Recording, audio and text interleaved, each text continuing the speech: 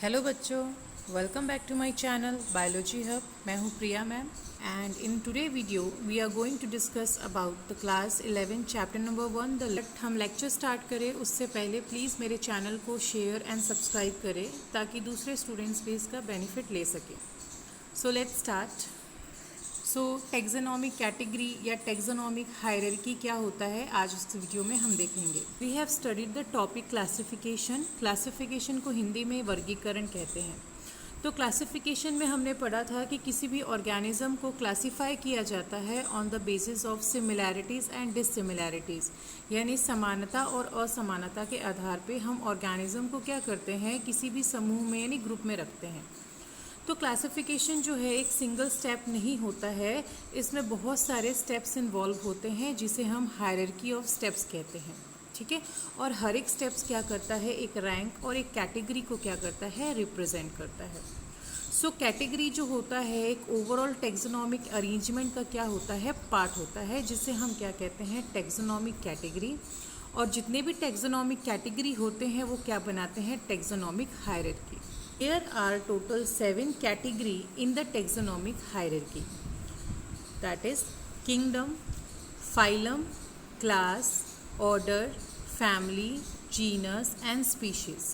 तो ये सारे जो 7 कैटेगरी और रैंक आपको दिखाई दे रहे हैं, इन्हीं को हम क्या कहते हैं, टेक्सोनॉमिक हायरार्की कहते हैं।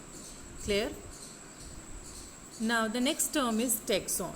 टेक्सॉन क्या होता है, बोला गया है कि हर एक कैटेगरी को हम यूनिट ऑफ क्लासिफिकेशन कहते हैं। दिस मीन्स कि हर एक कैटेगरी जो है वो क्या रिप्रेजेंट करती है, एक रैंक को रिप्रेजेंट करती है, और हर एक रैंक को हम क्या कहते हैं, टेक्सॉन कहते हैं। यानी यहाँ पे स्पीशीज़ एक रैंक है, जीनस एक रैंक है, फैमिली एक रैंक है, ऑर्डर एक रैंक है, even class, phylum and kingdom भी एक रैंक है, और हर एक रैंक को हम क्या कहते हैं, टेक्सॉन कहते हैं। क्लियर हो गया students? Now the tax on term was first introduced by ICBN in 1956 and there are 7 main taxonomic category जो मैंने आपको बता दिया है वो कौन कौन से होते हैं, species, genus, family, order, class, phylum and kingdom.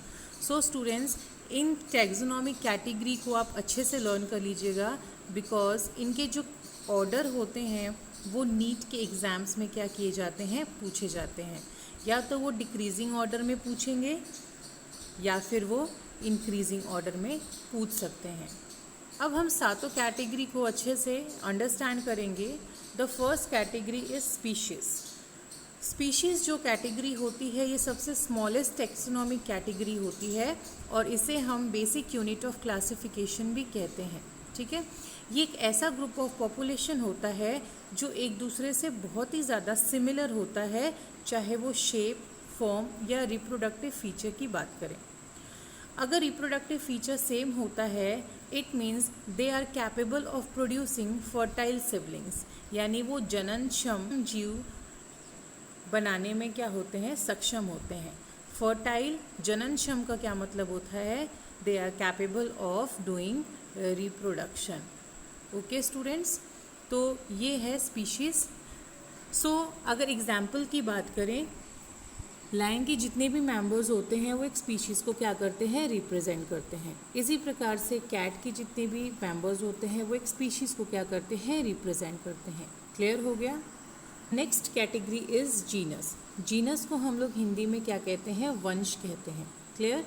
Now genus क्या होता है, a group of similar species evolve from common ancestors. ठीक है, यानी ये ऐसे ग्रुप्स होते हैं जिनके एंसेस्टर्स यानी जिनके पूर्वज क्या रहे हैं, सेम रहे हैं, और इनमें कुछ कॉमन कैरेक्टर्स भी देखने को मिलते हैं। On the basis of their common character between the species इनको क्या किया जाता है, जीनस में पुट किया जाता है। फॉर एग्जाम्पल लायन, टाइगर और लेपर्ड जो है ये सारे डिफरेंट स्पीशीज़ है, बट इनमें बहुत ज़्यादा सिमिलैरिटी होने की वजह से इनको एक ही जीनस में रखा गया है, that is genus Panthera. Clear हो गया?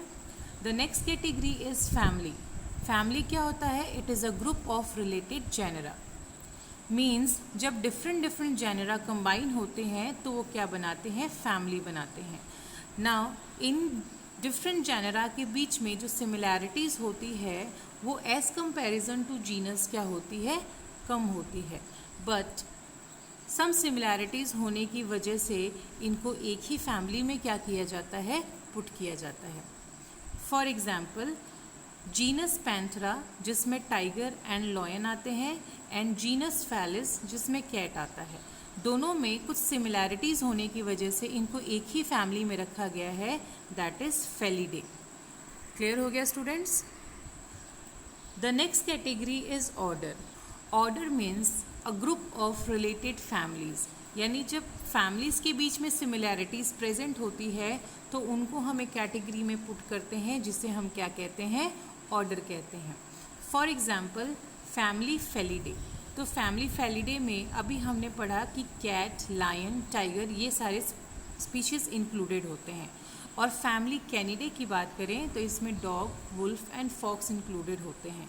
नाउ इन दोनों ही फैमिलीज़ में फेलिडे और कैनिडे में सिमिलैरिटीज़ होने की वजह से इनको एक ही ऑर्डर में रखा गया है, that is order Carnivora. Clear हो गया? The next category is class. Class क्या होता है? Class is a group of related order, यानी अगर दो ऑर्डर्स या दो से ज़्यादा ऑर्डर्स के बीच में सिमिलैरिटीज़ प्रेजेंट है तो उन्हें हम एक ग्रुप में पुट करते हैं जिसे हम क्या कहते हैं, क्लास कहते हैं। For example students order Primata जिसमें मंकी, गोरिल्ला और गिबन आते हैं, एंड दूसरा ऑर्डर कार्निवोरा जिसमें tiger, cat and dog included होते हैं। इन दोनों ही ऑर्डर में सिमिलैरिटीज़ होने की वजह से इन्हें एक क्लास में रखा गया है जिसे हम कहते हैं क्लास मैमेलिया। क्लियर हो गया students? The next category is phylum. Phylum क्या होता है? It is a collection of similar classes. ठीक है, यानी जब दो या दो से ज़्यादा क्लासेस के बीच में सिमिलैरिटीज़ होगी तो उसे हम एक ग्रुप में प्लेस करते हैं जिसे हम क्या कहते हैं, फाइलम कहते हैं। नाउ स्टूडेंट्स फाइलम टर्म जो होता है वो यूज़ होता है in case of animals. Animals की क्लासिफिकेशन करेंगे तो वहाँ पे टर्म फाइलम यूज़ होगा, but in place of phylum जब हम प्लांट्स की क्लासिफिकेशन करते हैं तो वहाँ पे हम यूज़ करते हैं टर्म डिवीज़न। क्लियर हो गया स्टूडेंट्स? तो जब हम एनिमल की क्लासिफिकेशन करेंगे तो वहाँ पे जो कैटेगरी का नाम होगा दैट इज़ फाइलम, लेकिन जब हम प्लांट की क्लासिफिकेशन करते हैं तो वहाँ पे जो कैटेगरी का नाम होगा that is division. Clear? So phylum क्या होता है? It is a collection of similar classes.